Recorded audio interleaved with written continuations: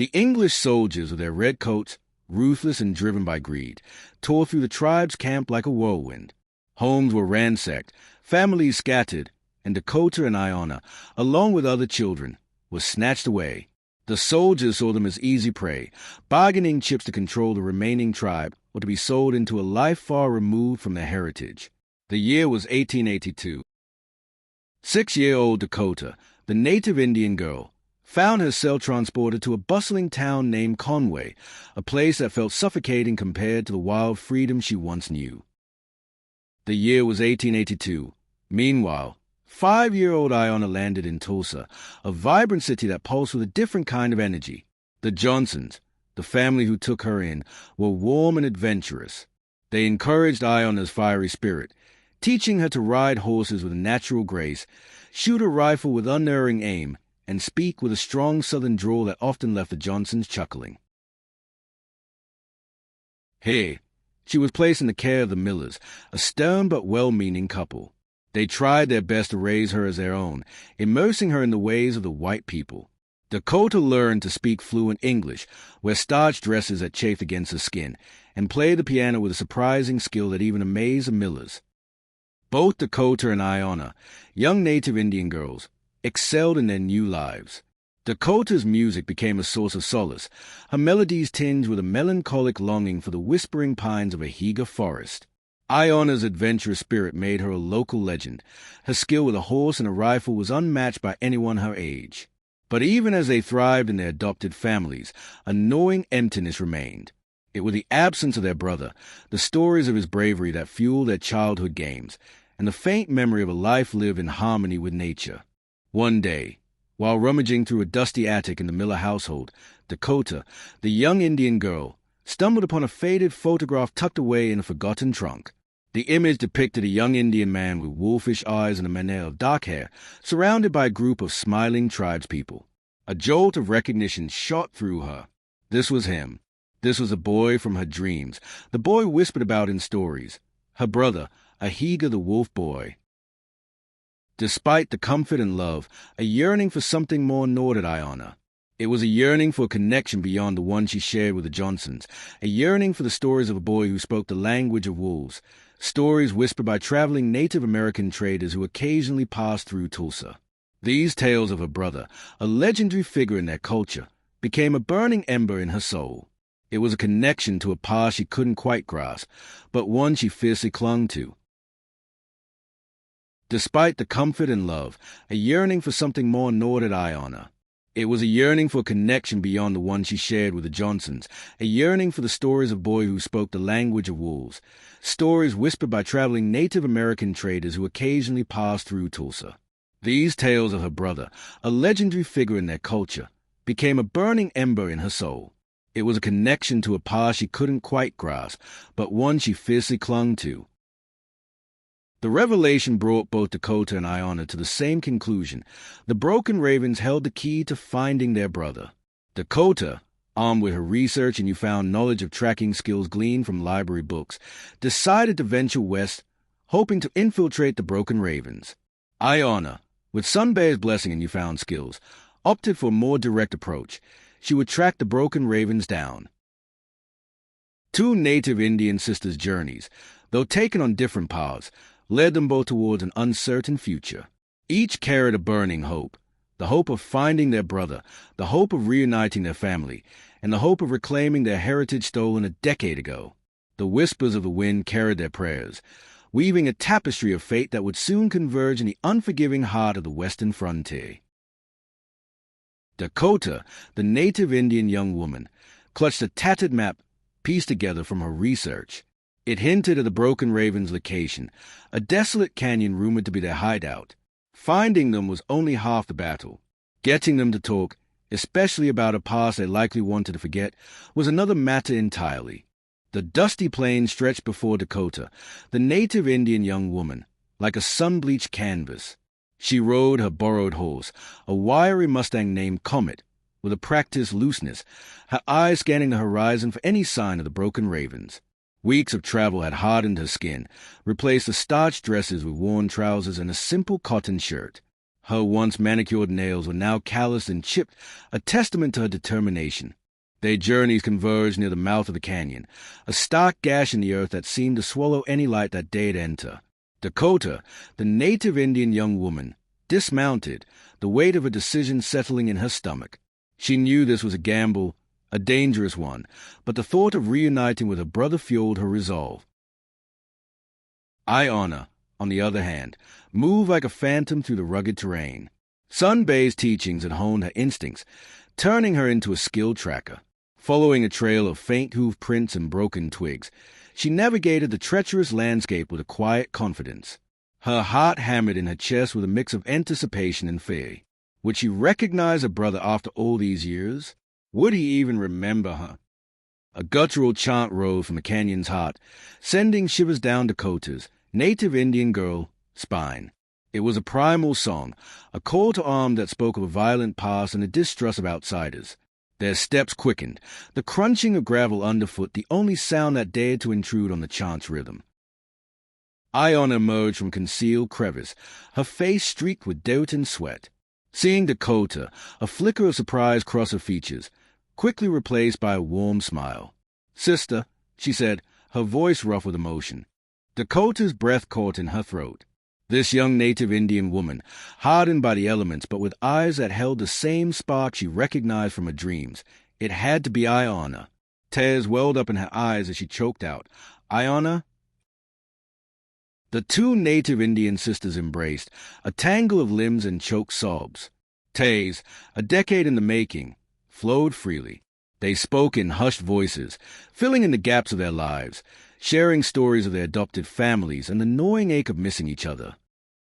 The canyon walls tightened like a clenched fist as Dakota and Iona, two native Indian girls, ventured deeper.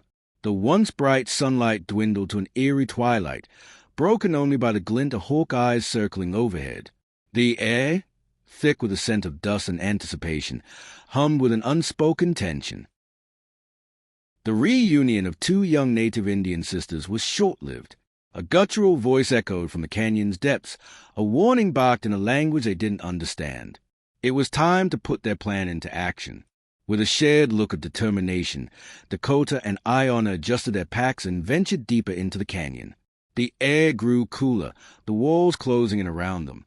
The broken ravens were waiting. The sisters, united by a common goal and a bond forged in hardship, were ready to face them. At the head of the group stood a man, his face weathered by years of hardship and marred by a jagged scar that ran from his temple to his jawline. He radiated a menacing aura, his eyes glinting like shards of obsidian in the firelight. He must be the leader, the one they called Crow, the native Indian chief, the man who had led the attack on Ahiga's tribe. The path opened up into a clearing, revealing a scene both awe-inspiring and unsettling. A sprawling network of tents, constructed from animal skins and scavenged materials, clung precariously to the canyon walls. In the center, a bonfire crackled, casting flickering shadows on the faces of a dozen warriors. Their bodies were adorned with feathers and paint, their expressions etched with suspicion and hostility. Dakota, remembering their prearranged plan, stepped forward, her voice trembling slightly but firm. "We come in peace," she announced in halting English, hoping Crow understood the language. "We are daughters of Wasabi and Adoiti, seeking information about our lost tribe and also our brother Ahiga." A ripple of surprise passed through the crowd. Crow's gaze narrowed, scrutinizing them intently. He spoke a few gruff words in the same language used in the chant. A younger warrior, seemingly fluent in English, stepped forward and translated. The leader asked why you, two young native Indian women from white families, claimed to be children of Wasabi. His voice was laced with skepticism. Iona, ever the bolder sister, took over. "We were taken from our tribe as children," she declared, her voice ringing with quiet defiance. "We have proof." Reaching into her satchel, Iona retrieved a well-worn leather pouch, carefully extracting a necklace of polished stones and feathers, a treasured heirloom she'd secretly kept since childhood. Gasps echoed from the crowd as several warriors recognized the design. "This belonged to our mother," Dakota explained, holding up another object from the pouch, a faded photograph depicting a young woman with familiar eyes, holding two smiling girls. We remember stories of a boy who spoke with wolves. She added, her voice gaining strength. Our brother. Do you know anything about him? Crow remained silent, his gaze fixed on the necklace. A tense silence descended upon the clearing. The warriors exchanged uneasy glances, a flicker of doubt flickering in their eyes. It seemed the evidence had struck a chord, stirring memories they'd rather keep buried. Finally, Crow, the Native American chief, spoke, his voice a low growl. We have no dealings with stolen children or wolf boys. He gestured dismissively. Leave, and do not return. Despair threatened to swamp Dakota, but Iona wasn't ready to give up. She took a deep breath, stepping even closer to Crow. We know you helped the soldiers, she said, her voice surprisingly steady. Perhaps you also know where they took our people.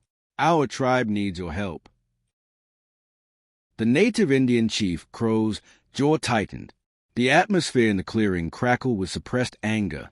Just as it seemed a fight might erupt, a low howl echoed from the canyon walls. It was a long, mournful cry that carried a sense of urgency. One of Crow's warriors pointed toward the mouth of the canyon. A dust cloud billowed up, obscuring the entrance. A panicked voice shouted a single word in their foreign language.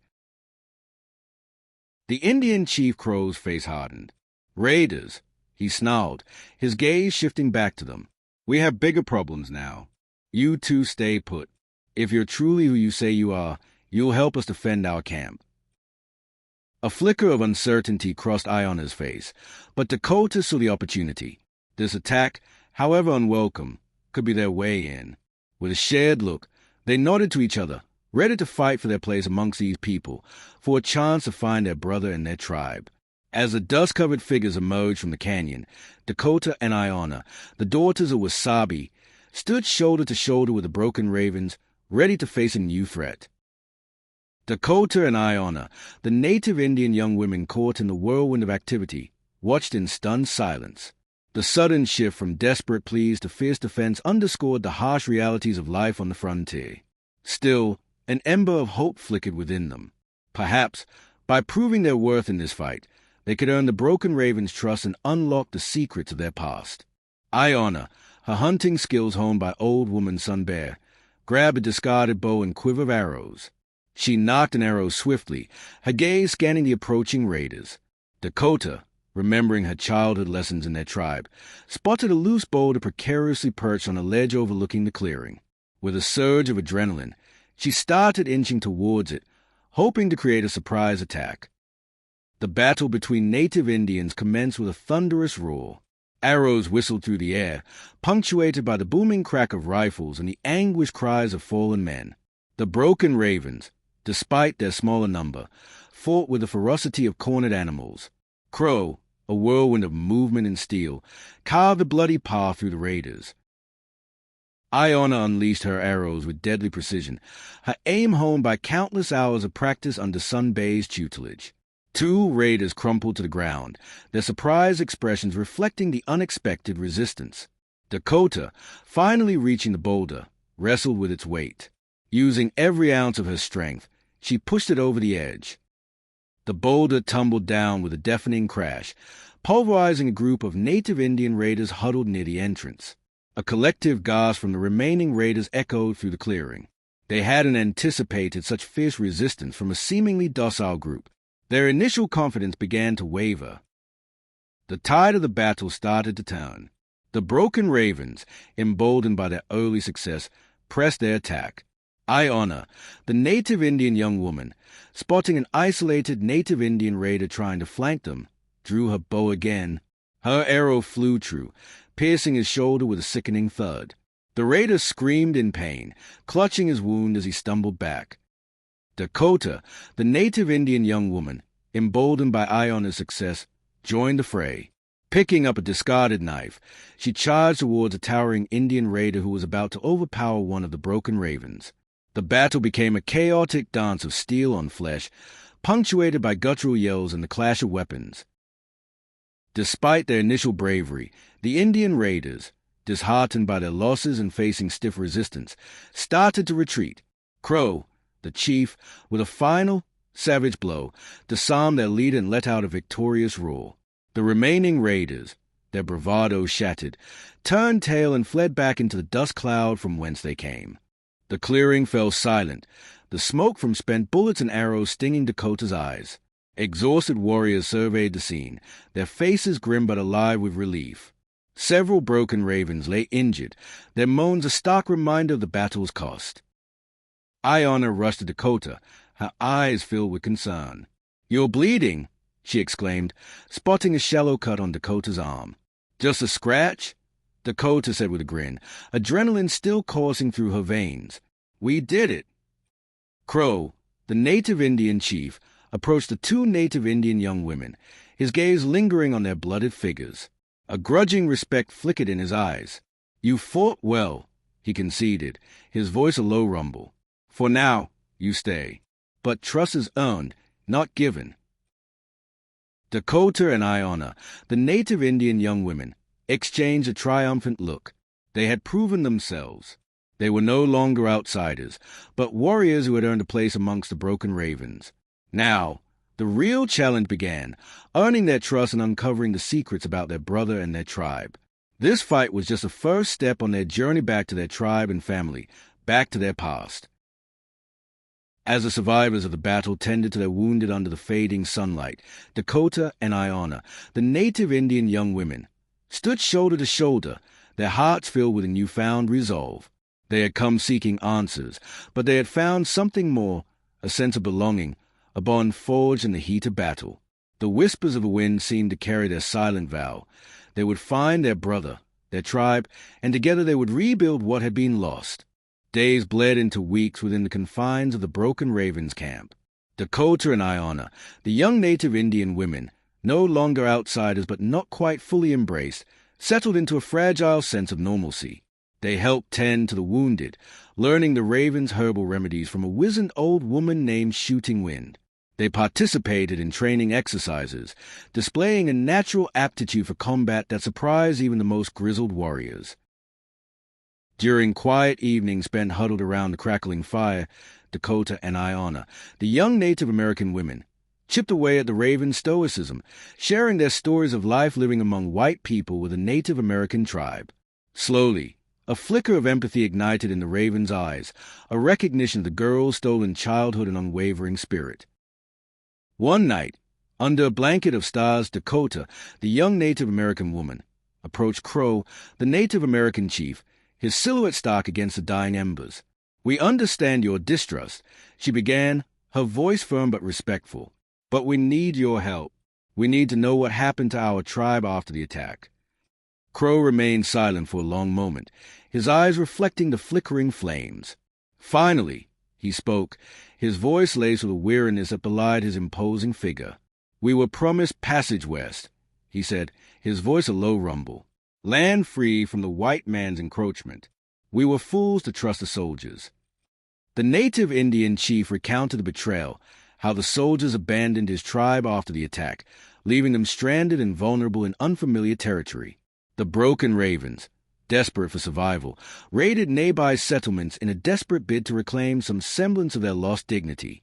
"We may have aided the soldiers," Crow, the Indian chief, conceded, his voice heavy with regret, "but we never knew they planned to dismantle your tribe." A glimmer of hope flickered in Dakota's eyes. "Then you might know where they took them," she pressed. Crow shook his head, a grimace twisting his features. "We parted ways soon after. They moved north, seeking refuge with the Lakota. It's a long and treacherous journey." Disappointment threatened to engulf Dakota, but Iona stepped forward, her gaze resolute. "We'll find them," she declared, her voice ringing with unwavering determination. "We have to."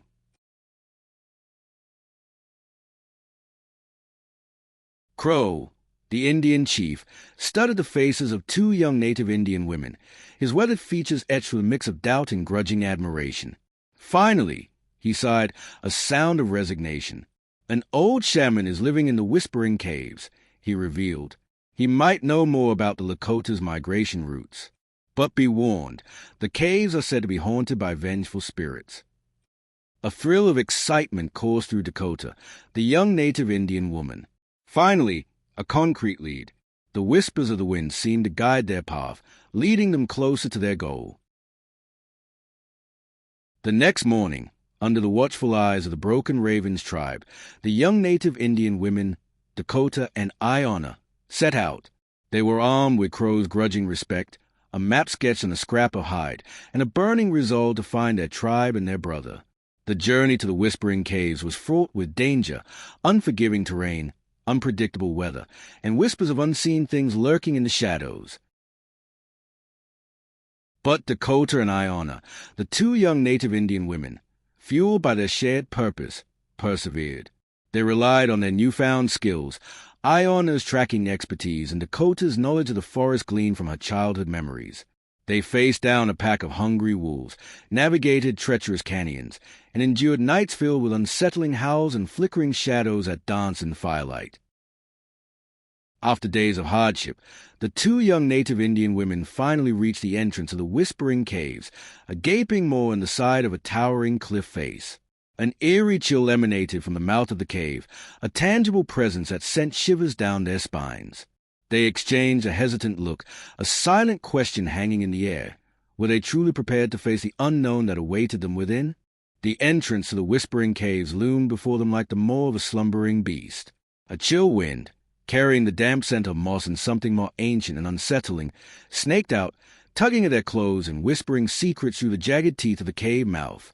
Doubt gnawed at Dakota's resolve. Crow's warnings echoed in her mind, haunted by vengeful spirits. Yet, the thought of their tribe, of their brother, fueled a fire in her heart that outweighed any fear. Iona, ever the pragmatist, gripped Dakota's shoulder firmly. "We came this far," she said, her voice laced with a quiet determination. "We face it together." Taking a deep breath, Dakota nodded. Together, they stepped into the inky blackness of the cave.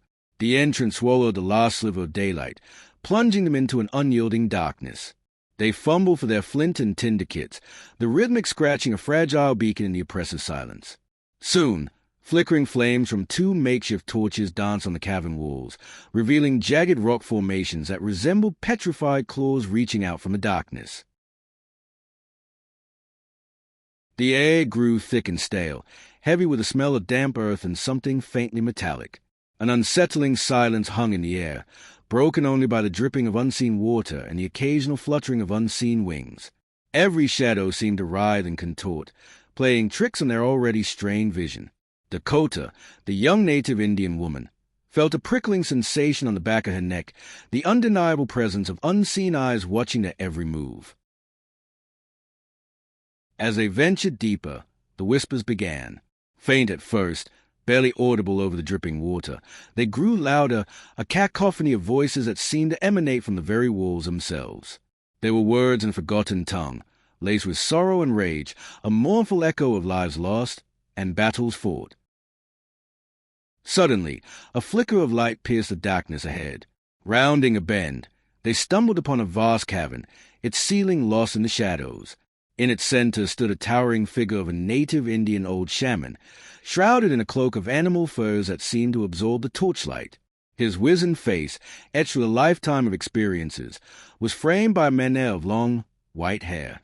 Even from afar, his eyes glowed with an eerie luminescence, pinning them in place. "Welcome, daughters of Wasabi," the figure boomed, his voice a deep rumble that resonated through the cavern. "I have been expecting you."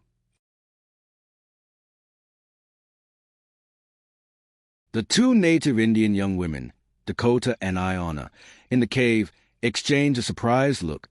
News traveled fast, even in this desolate place. Who was this man, and how did he know who they were? Carlos, the old native Indian shaman, emerged from the shadows, revealing a wiry frame that belied his imposing presence. His eyes, though ancient, held a spark of wisdom that seemed to pierce through their very souls. He gestured towards a cluster of weathered rocks around a small fire pit. "Come," he said, his voice softer now. "Tell me of your journey and what brings you to the Whispering Caves." Carlos, the old native Indian shaman, listened intently, his face impassive, but Dakota could sense the emotions flickering behind his aged eyes. When they finished, a long silence descended upon the cavern, broken only by the crackling fire. The spirits of your ancestors have guided you here. Carlos, the old native Indian she-man, finally spoke, his voice a low rumble. They know of your quest and the pain in your hearts. A flicker of hope ignited in Dakota's chest. Do you know where our tribe is? She asked, her voice trembling with anticipation. Carlos, the old native Indian shaman, shook his head, his gaze fixed on the flickering flames. The Lakota migrated north, seeking refuge from the white man's encroachment. The journey is long and fraught with danger, but there may be another way. He reached into the folds of his cloak and produced a rolled-up piece of deerskin. Unfurling it, he revealed a crude map etched with symbols and lines that seemed to pulse with an otherworldly glow. This map, Carlos explained, tracing a route with a gnarled finger, leads to a hidden valley known only to a select few Lakota shamans. It is said to be a place untouched by the white man, a sanctuary for those seeking refuge. Iona's eyes widened with excitement. Could our tribe be there? Carlos, the old native Indian shaman, shrugged, his face unreadable. It is a possibility. But reaching this valley is no easy feat. It requires traversing treacherous mountain passes and navigating through lands guarded by spirits both benevolent and malevolent. A daunting task lay before them, but the prospect of reuniting with their tribe fueled their determination. We're willing to face any challenge, Dakota declared, her voice firm. Over the next few days, Carlos became the two young native Indian women's guide and teacher. He instructed them in the ways of the Lakota, teaching them about the spirits that roamed the land, the medicinal properties of various plants, and the art of navigating by the stars. He pushed them to their physical limits, honing their combat skills and endurance. One evening, as they sat around the crackling fire, Carlos revealed a final secret. There is one more thing you must know, he said, his voice grave. An ancient prophecy speaks of a child of Wasabi called a Higa, born under a blood moon, who would possess the ability to commune with wolves and unite the scattered tribes. Could this be your brother, Wolf Boy? With renewed purpose and a map etched in their minds, Dakota and Iona, two native Indian young women, bid farewell to Carlos, the old native Indian shaman, and the whispering caves.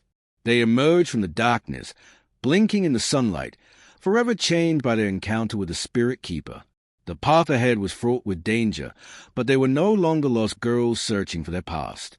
They were daughters of Wasabi, warriors, and now the potential harbingers of a prophesied future. The whispers of the wind seemed to carry their resolve, urging them onward towards a hidden valley, towards their tribe, and towards a reunion with their brother. The journey north for two young native Indian women was a relentless test of their newfound skills and resilience. Days bled into weeks as they traversed unforgiving landscapes. Towering mountains scraped the sky, their snow-capped peaks gleaming like mocking smiles. Gnarled forests clawed at their path, sunlight struggling to penetrate the dense canopy. Each step forward was a battle against biting winds, exhaustion gnawing at their bones, and the ever-present awareness of unseen eyes watching from the shadows. Iona, the young native Indian woman, guided by Kalazi's teachings, tracked their way through a labyrinth of valleys and gorges. Her senses, honed by her life with Sun Bear, picked up subtle signs, the direction of animal tracks, the whisper of changing wind patterns, the warning chirp of unseen birds. Dakota, drawing on her childhood memories, recognized edible plants and berries, their meager offerings helping to supplement their dwindling supplies. One particularly grueling night, huddled around a sputtering fire in a windswept canyon, doubt gnawed at Dakota. "Are we even on the right path?" she asked, her voice laced with despair. Iona, ever the stoic one, placed a comforting hand on her shoulder. "We have to keep going," she said, her voice firm despite the tremor in her fingers. "Carlos wouldn't have sent us on a fool's errand." Suddenly, a long, mournful howl echoed through the canyon, sending shivers down their spines. It was different from the howls they'd heard before, a haunting melody that resonated deep within them. They exchanged wide-eyed glances, a wolf, but one unlike any they'd encountered. As if summoned by the sound, a magnificent creature emerged from the shadows. Its fur was a mixture of silver and black, its eyes gleaming with an intelligence that seemed to pierce through the darkness. It stood a few paces away, its gaze fixed on them. Fear battled with a strange sense of familiarity within young native Indian woman Dakota. This wasn't just any wolf. It possessed an aura of power, a connection that resonated somewhere deep within her. Could this be? The wolf tilted its head, letting out a soft whine. A memory, long suppressed, flickered to life in Dakota's mind. A small boy with kind eyes, surrounded by playful wolf pups. Tears welled up in her eyes. "Wolf boy," she whispered, her voice choked with emotion. The wolf responded with another low whine, its tail giving a tentative thump against the ground. Iona, the young Indian woman, watched, her jaw slack with disbelief. The stories, the prophecy, it all seemed to be unfolding before their very eyes.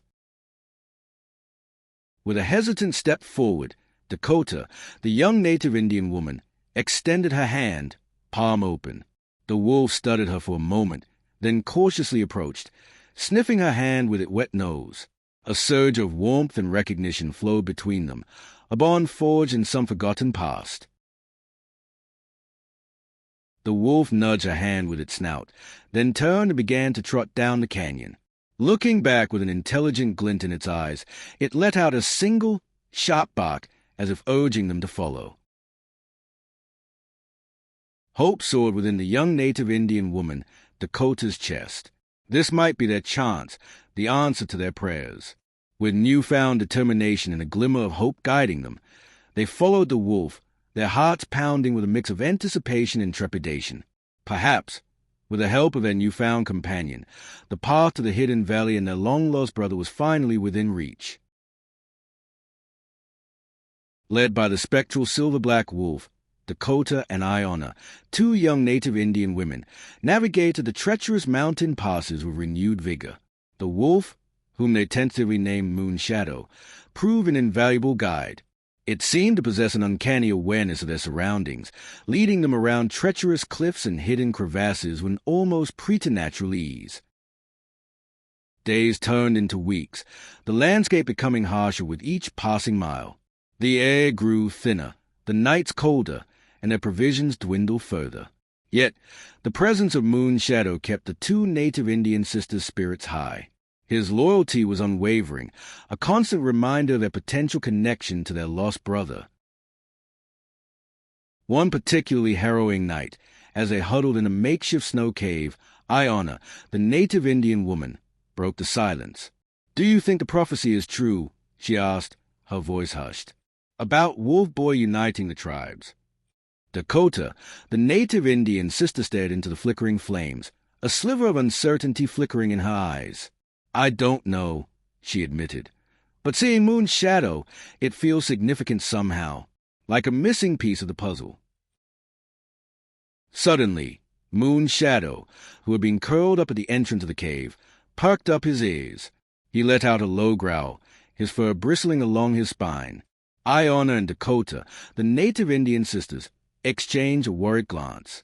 The silence after the growl was heavy, pregnant with anticipation. Then, from the darkness beyond the cave mouth, a pair of glowing eyes emerged. The eyes blinked, reflecting an unnatural red light. A low growl, deeper and more menacing than Moon Shadow's, reverberated through the cave. It was followed by the unmistakable sound of heavy footsteps crunching on snow. Fear gripped Dakota and Iona, the two young native Indian women. This wasn't a regular animal. It was something else, something monstrous. They huddled closer, their hands instinctively reaching for the knives strapped to their thighs. Moon Shadow let out a defiant bark, his stance fearless despite the obvious size difference between him and the approaching creature. As the creature finally stepped into the flickering firelight, Dakota and Iona, the two young native Indian sisters, gasped. It was a monstrous wolf, its fur mottled with shades of gray and black, its eyes burning with an unholy red light. Its fangs dripped with a viscous liquid, reeking of decay. A primal fear surged through two native Indian young sisters, but they knew they had to fight. This creature, the big wolf, wouldn't hesitate to tear them apart. They readied themselves, their meager knives their only defense against this monstrous beast. Just as the creature lunged, a deafening growl echoed through the night. It came from outside the cave entrance, a sound so powerful it shook the very ground beneath them. The monstrous wolf hesitated, its gaze darting nervously towards the source of the sound. The monstrous wolf whimpered, cowering back.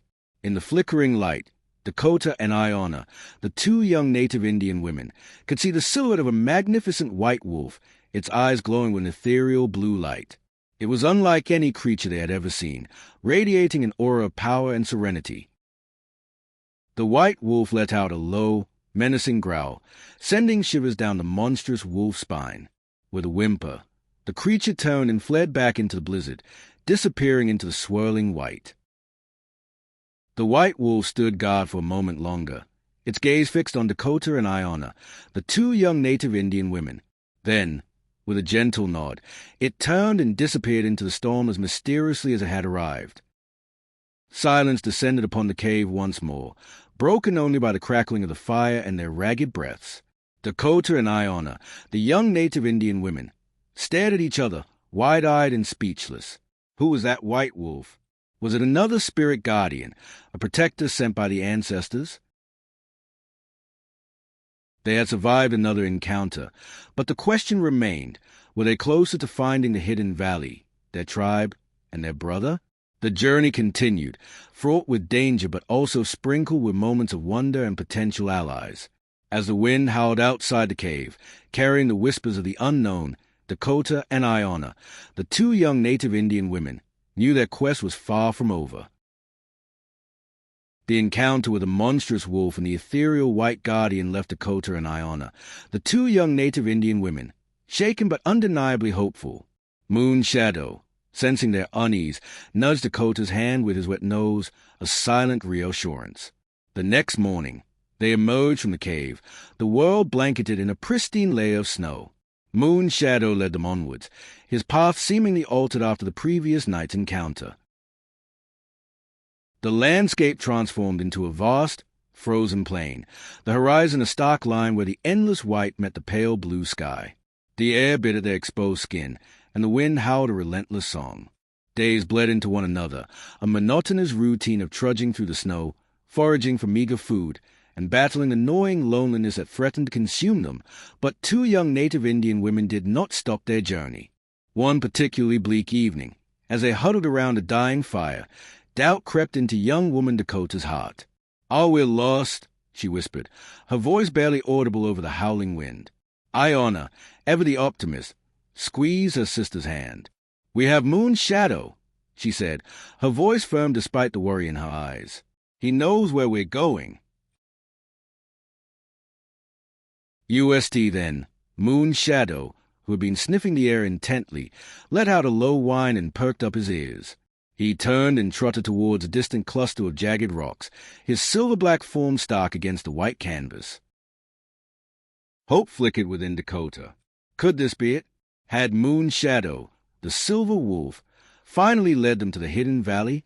With renewed energy, they followed him, weaving through the maze of rocks, their hearts pounding with anticipation.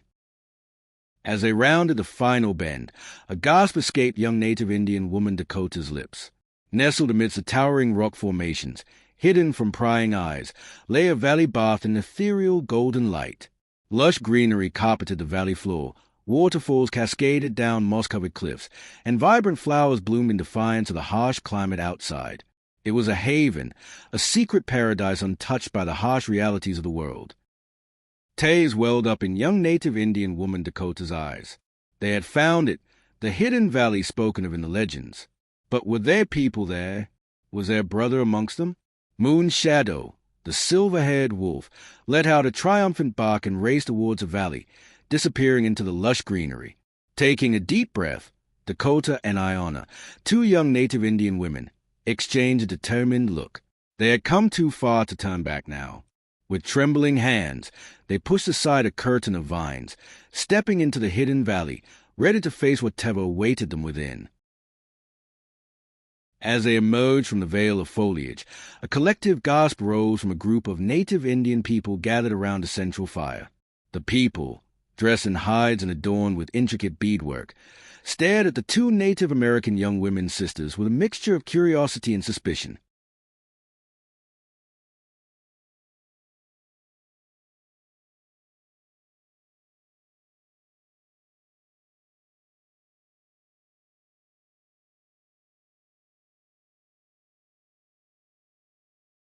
Tears streamed down Dakota's cheeks.